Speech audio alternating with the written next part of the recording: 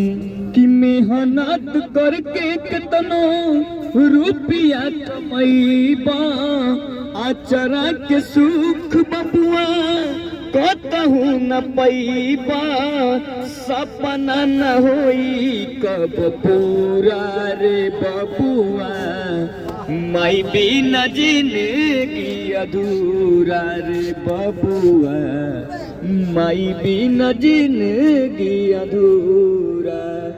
मेहनत करके कितनो रुपया कमैबा आचरा के सुख बबुआ कतहू न पैबा सपना न होई कब पूरा रे बबुआ माई बिना जिंदगी अधूरा रे बबुआ माई बिना जिंदगी अधूरा।